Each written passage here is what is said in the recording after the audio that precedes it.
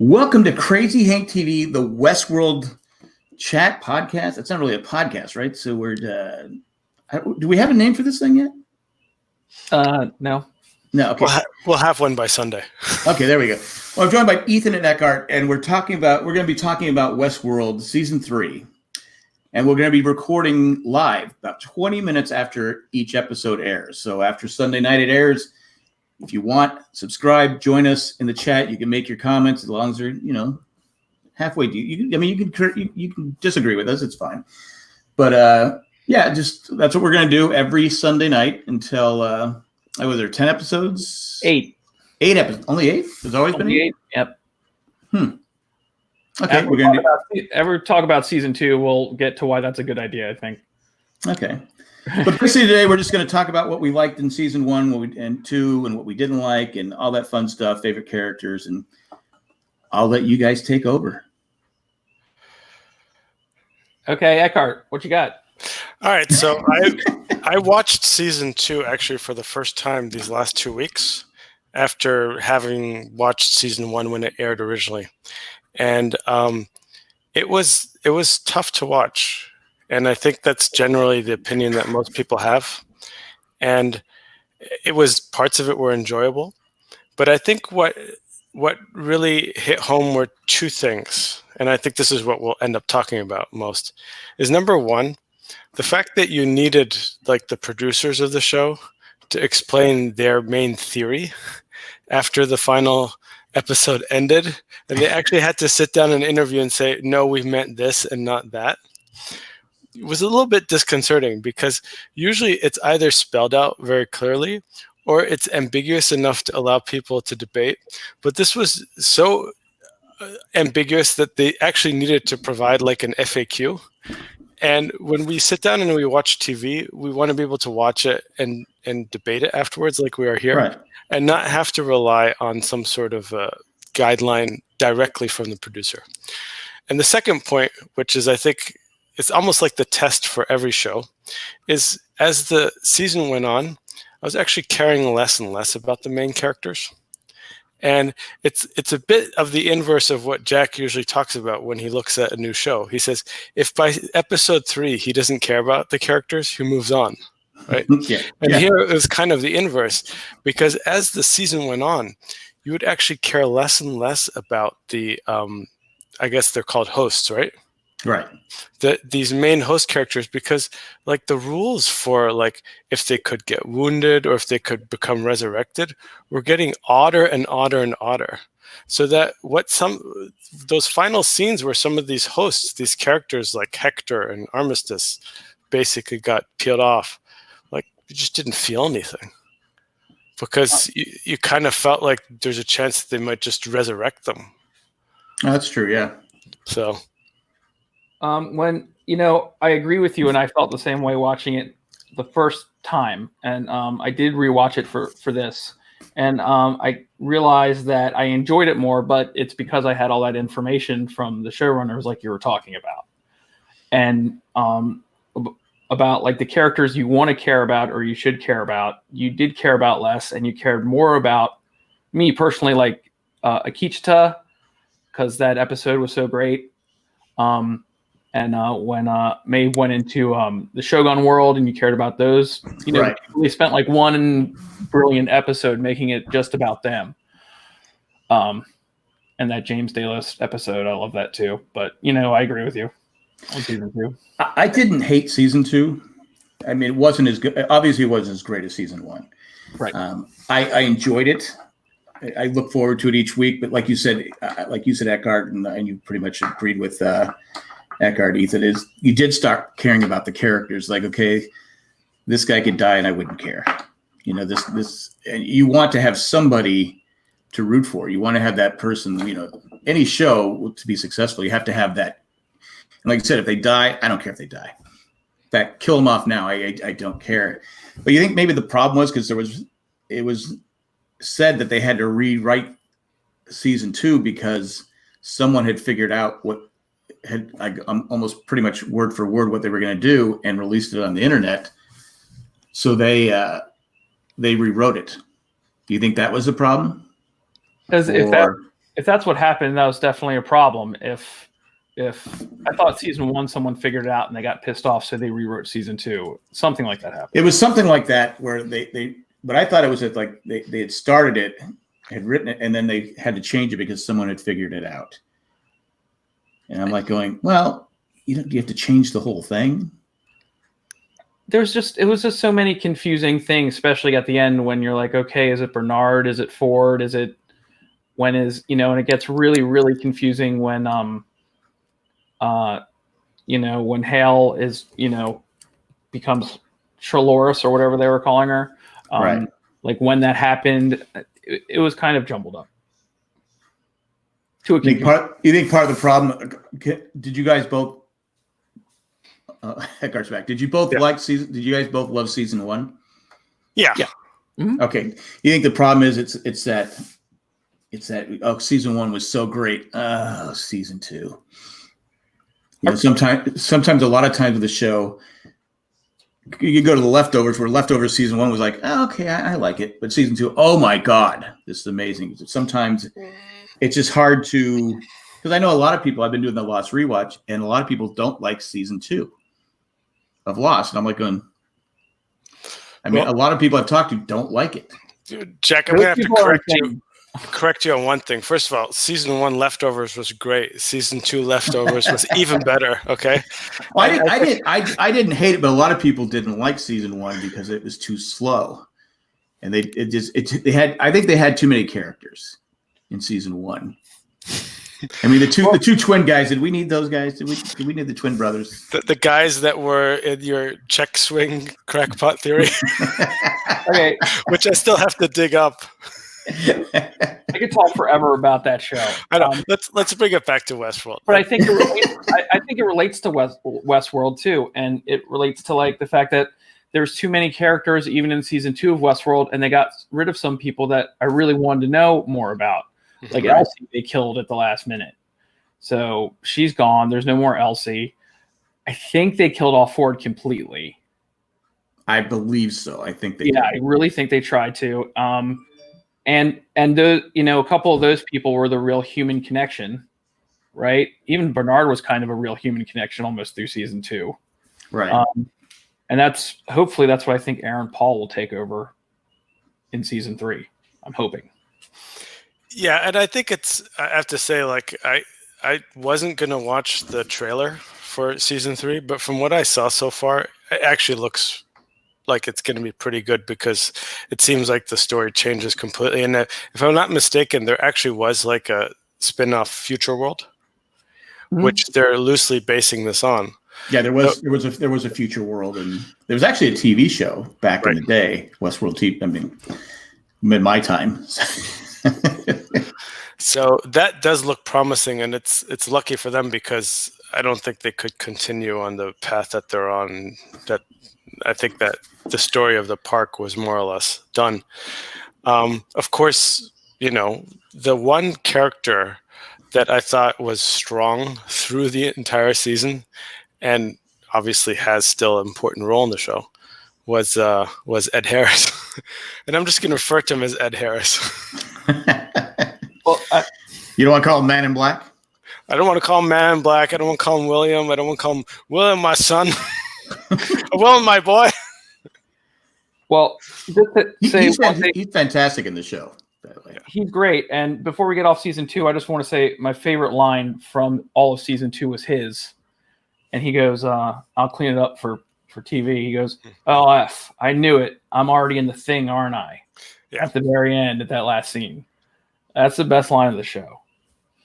And that scene is the thing that actually like made me sit upright and be like, okay, I'm looking forward to watching season 3 and doing this podcast. Because you know what it was? It was all the body swapping at the end and which Bernard. And it's like, I get it. Like having split timelines is pretty clever, right? Right. I mean, we liked that in season 1, but it was like they overdid it to the point where you can get too complicated. If you do too complicated and you're creating too much work for the viewer, it's like you end up with the drop off, and it's like between the the too many timelines, and is Dolores in I forgot her name, the executive. Charlotte Hayes, and it's like, okay, now she can just create a copy from memory. This is kind of like too much work to figure this out. Well, and the big issue was, it's like they have to get to a cool story, but they did the cool story at Westworld. Right. So somehow they have to get their characters off the island. Yeah. Yeah. So we've seen that before. I'll give them credit because I know there's probably a lot of, because most people feel like you guys that season 2 was kind of a down. It wasn't something that they go, oh my God, get excited for. There's a lot of pressure on them for this season because I think that it's supposed to go 5 seasons, right? I think they had it 4 or 5 seasons. They had a plan laid out for it, if I remember correctly. And so there's pressure because if it's a bomb, if season 3 bombs, there's no way HBO brings it back because it's an expensive show to operate. That's another reason why they lose some cast members, and they're able to make the show 8 episodes. And I also think that if they are smart and they go to a more linear storytelling with 8 episodes, the stronger story, without having to squeeze in stuff about Confederados and a big battle that doesn't make any sense with the Confederados, and all this extra padding, and to get it down to the future and what's going on in the main story. I think if they go that way, hey, the guy who played the Confederate captain or whatever it was, mm-hmm. That guy was also in True Detective, right? Which one? Yeah. The first True Detective, and it was the younger guy, the guy that they eventually kill in the town in Westworld. There's where the man in black and his sidekick kill the Confederados in the town, right? Their leader. Yeah. That guy was in True Detective, and the great thing about that, actually, I'm pretty sure it's him. He was a minor character in the first 3 episodes, but he kept talking about Reggie Ledoux. Okay, is he the guy in the jail cell? In the jail cell, yeah. Okay. And that actor had like some sort of like traumatic brain injury. And the fact that he's actually acting is like a modern miracle. Right. So when I figured out, like, he looked familiar, and then I was like, oh, this guy's a bastard in the show, but I'm kind of rooting for him. And then he got his hand shut. Did he get his hand blown off, or he blew off someone's hand and then he got exploded? He was the one who Ed Harris forced to drink the stuff, and then his sidekick, Lars or whatever he calls him, shot him and his whole head exploded. Yeah. Lawrence. Just so you know, Eckhart, I watched every season 3 trailer more than once. Yeah. And I sent you guys a picture on Facebook Messenger. I don't know if you saw it. It's this big open field that has these 7 pillars behind it in the background. Right. What do you guys think that's about? I remember seeing that. Well, one of my theories has always been that Westworld is not an actual place. It's more virtual reality. That it's just. But I guess it's not going to work because we've seen them go off. But I had that for the longest time. I thought it was just virtual reality. I said, how can you have? Where are they at? Because a lot of people thought they were in a different planet. That they're. It's a lot of land. One of the recaps said that it was a large island off the coast of China. Yeah, I've seen that too. Yeah, it had to be a damn big island, though. It kind of reminded me of when people used to tie together that monster movie with Lost.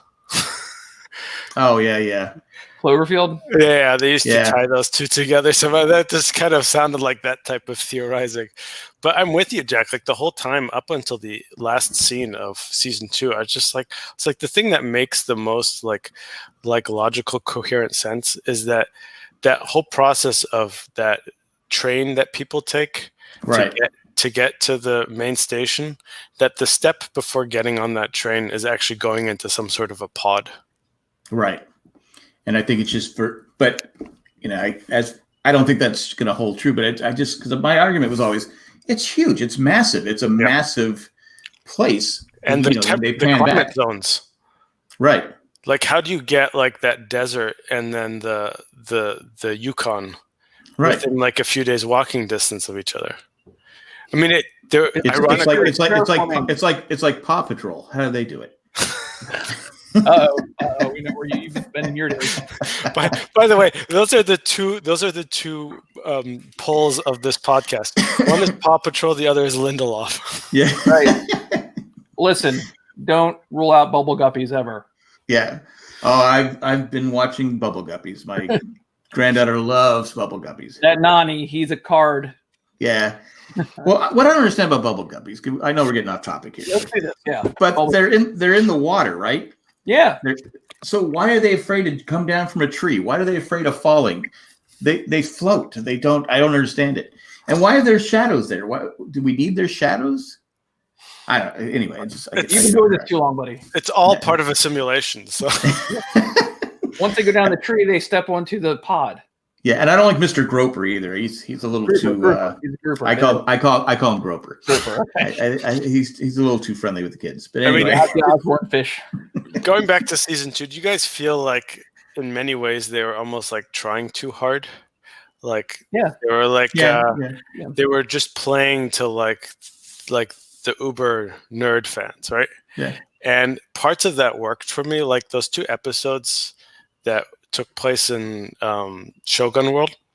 Like, it was amazing given... Yeah, those were excellent. Let me take a step back. So I've watched a lot of Japanese TV and movie, and just in my life, my wife is Japanese, and I enjoy that. And they really got that down pat. And you could see how that was like a real like homage to Kurosawa, the filmmaker. And to me, it was just an amazing like cultural moment in the sense that HBO greenlit 2 episodes of one of their main shows in Japanese. And obviously, that actress had to learn Japanese when she was talking. Like that, they were like, there was a behind the scenes segment where they showed how they built that village to look like an almost exact replica of the Western village with the same type of shops, but all in the Japanese style. And it was like for HBO to actually allow them to do that, to me was just like amazing.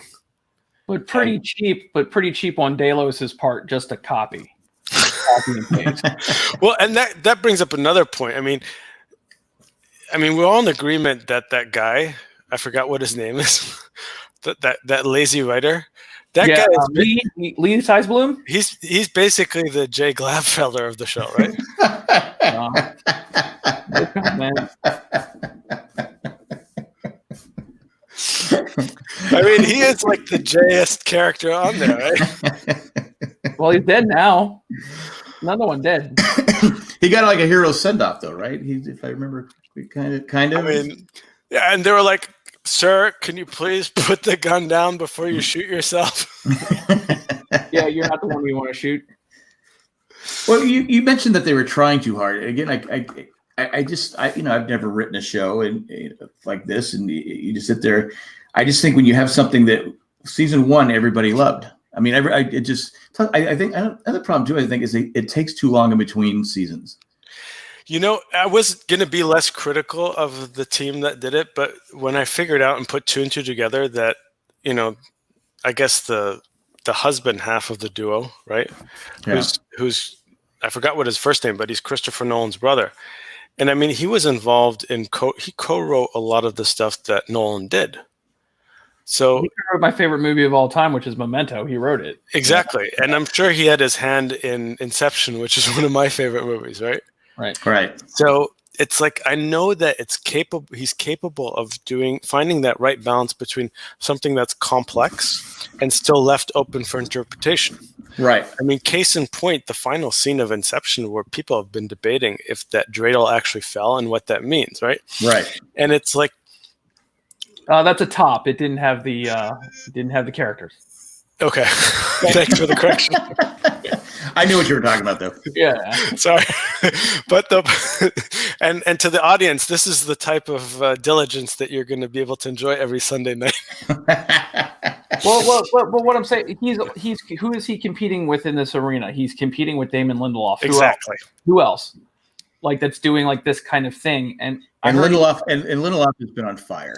And he's competing with cues. Pick which one, father or son, right? Right. And I heard that they were really mad that by the second episode of the first season, people had figured out the double timelines that Ed Harris and Jimmy Simpson were the same person. And that, even though I held to the end that it wasn't. And you were wrong.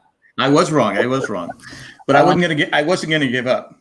But when they got upset about that, and I think they tried to layer too much stuff there in season 2 until that last scene. Sometimes you just have to go with it. Sometimes you just they've all right. The audience is smart and they figured it out. You're going for, I don't want to say, you're going for a smarter audience, right? When a show like Westworld or Lost or Leftovers, you're going for people that are going to look. You're looking more into the TV show than say when you're watching Hawaii Five-0 or the new Magna PI, which I like, but once in a while I just need to kick back and just be entertained and okay, this is what I'm going to get. I'm not getting top of the line show. I mean, you're right. I mean, they're being compared to the best, but let me tell you what the best do to make a show complex. And we're talking about Lindelof here, and we're also probably talking about Lynch in this aspect. Is you can hide the main themes. And you don't have to do it in such a way that it's so overly complex, but you can create a lot of misdirection and just throw random stuff in there that people will like hang on to and try and interpret, and then afterwards say, "I don't know." Right? And it's a bit of an FU, but it's better than the day after the finale that Lisa Joy has to sit down and explain word for word, like what that last scene was. Let the audience make their own decision. Yeah. And I think that's one they didn't need to explain. No. Yeah. Well, I think they panicked. I think they were seeing how people were reacting to season 2. And I think you just panic. But like I said, like Lost, like doing this rewatch, I'm now in season 3. There's so many things I go, oh, I forgot about that. Oh, like, yeah, I remember debating that for 4 hours, or days, or still debating it, what had happened. And it was never answered. Exactly. And some people go, I hate that. I go, me personally, I love it. I love the fact that I can still debate, and I could be wrong or I could be right. It's how I wanted to interpret the epised. And it's like almost like the same argument that I made years ago on the same thing, but I don't know because I'm stuck in the same loop. But like I said, like let the people decide what I think you're gonna get more mileage from that. The people that hated it are going to hate it. And then I'm not coming back. You're not going to bring them back in by explaining it to them at the end. They're either going to watch it or they're not. And I think, like you said, step up.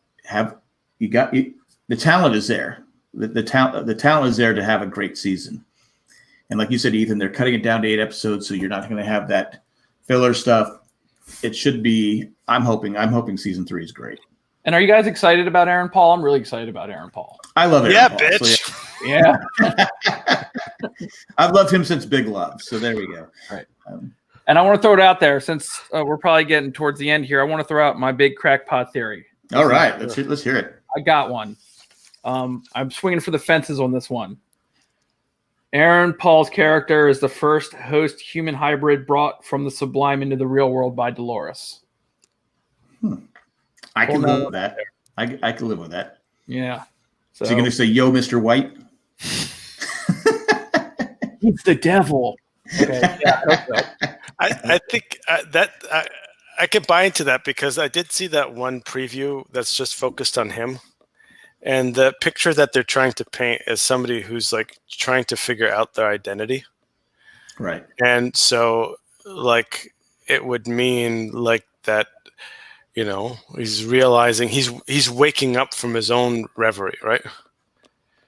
So yeah. And it's hard to tell. I think he was incarcerated in the show at some point. I don't know if it takes place when in the show, but they definitely have him in jail with the shaved Jesse Pinkman head. Oh, it has to be. And I'm really looking forward to it. I could say a lot more. Yeah. I know a lot of people were excited when they found out he was going to be on it. And I thought, well, that was a good move. Well, he's a ringer, right? I mean, yeah. there's only a couple people you can bring into a show like that to be like, oh, cool. And he's one of them.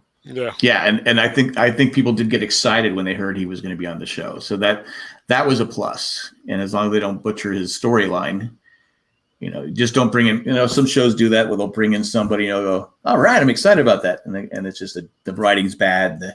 And it's like, okay, what is the point of bringing this guy in here? You were just trying to keep me into the show. And it's just like, didn't work. So I have high hopes. For season. Like I said, I wasn't as down on season 2 as most people. I thought there was a couple of great episodes like we talked about. I just hope that they get the magic back from season 1. And it's enjoyable 8 episodes.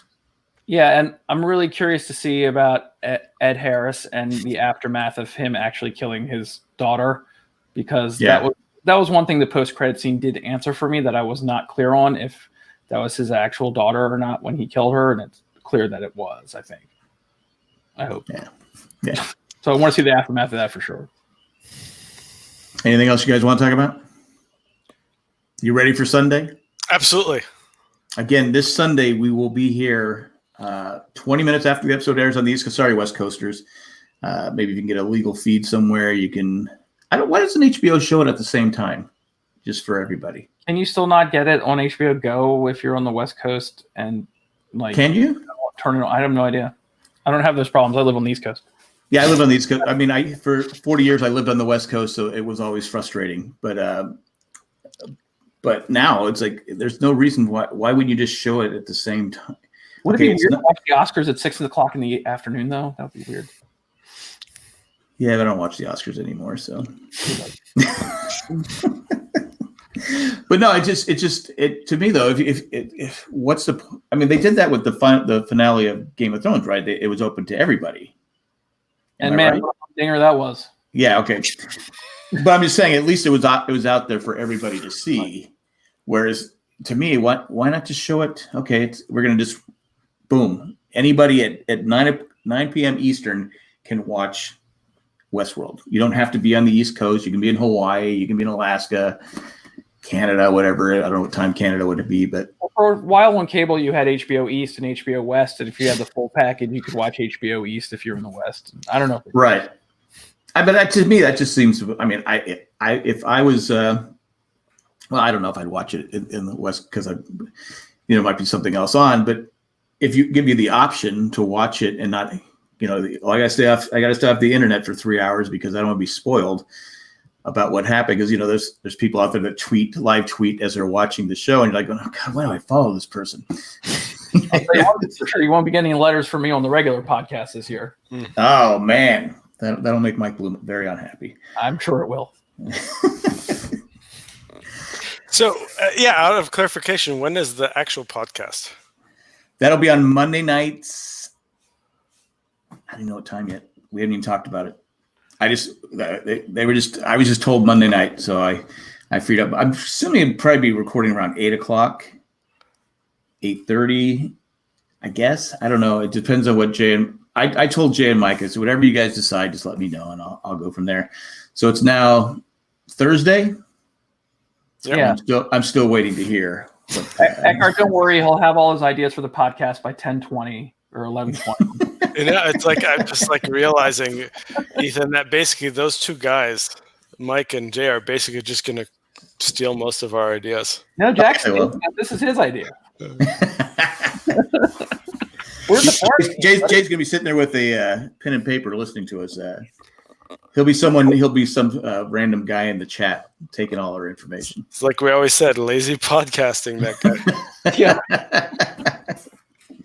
All right, on that note.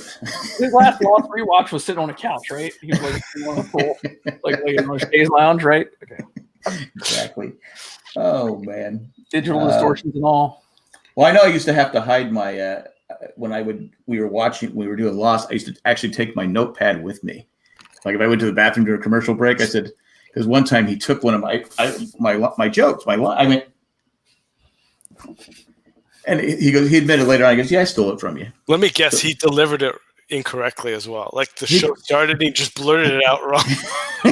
He might have, but from that point on, I didn't leave my notepad laying around anywhere. I took it everywhere I went. Jay, that's them. That's not me. Yeah. He loves it. He loves the abuse. All right, guys, had a lot of fun. Thank you. We'll be back again. Subscribe to us so you can be in the chat, and that's all I got. We're out of here. Yep. See you Sunday. See you Sunday. All right. Bye, guys.